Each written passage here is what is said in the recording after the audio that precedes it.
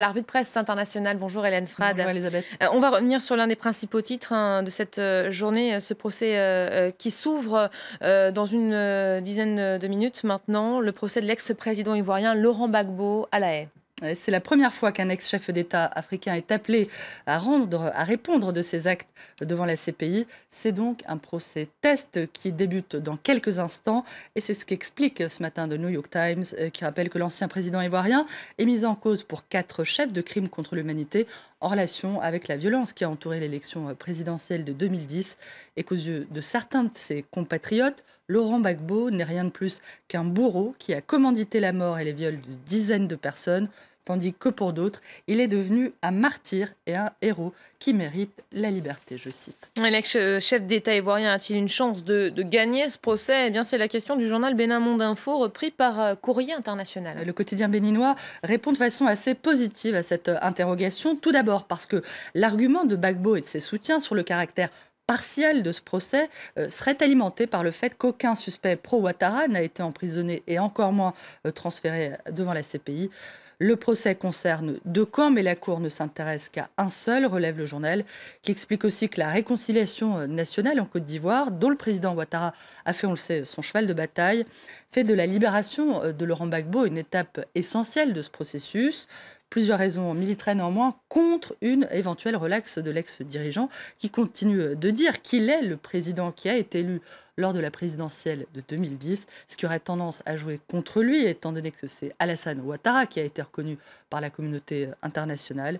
Dans ce contexte, évidemment, sa relaxe, même temporaire, pourrait aussi être perçue comme susceptible de semer à nouveau des troubles en Côte d'Ivoire.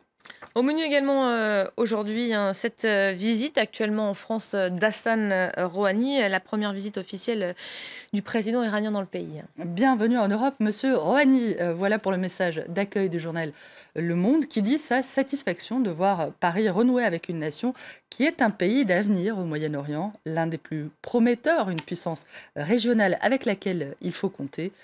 Mais la France, prévient aussi Le Monde, ne doit pas se tromper sur la nature du régime iranien.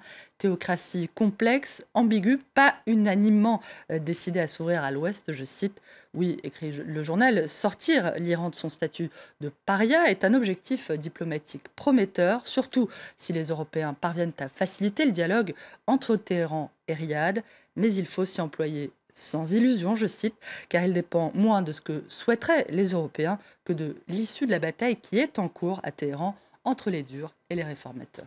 Une visite et des honneurs militaires qui viennent d'être donnés à Hassan Rouhani, évidemment suivis de très près par les Iraniens eux-mêmes. Une visite présentée là-bas comme le début d'une nouvelle ère. Une nouvelle ère pour les liens politiques et économiques, plus précisément, d'après l'ancien diplomate iranien Seyed Hossein Mousavian, qui est plutôt proche d'Hassan Rouhani et qui est actuellement professeur à l'université de Princeton. Il signe ce matin une tribune dans The Tehran Times pour expliquer que l'approfondissement de la relation entre l'Iran et la France aura un impact à la fois en Europe et au Moyen-Orient. Durant son voyage, Hassan Rouhani franchira sans doute un grand pas pour améliorer la coopération économique entre les 2 pays, écrit-il, en se demandant néanmoins si les discussions directes entre le président iranien et le président français déboucheront réellement sur une relation forte et solide entre leurs 2 pays. Le journal rappelle notamment la position de la France lors des discussions sur le nucléaire iranien, n'oubliant pas de rappeler que Paris avait opté pour une position intransigeante, plus extrême même, je cite, que celle qui était défendue par les États-Unis. La prudence, on l'entend, semble plutôt de mise des 2 côtés.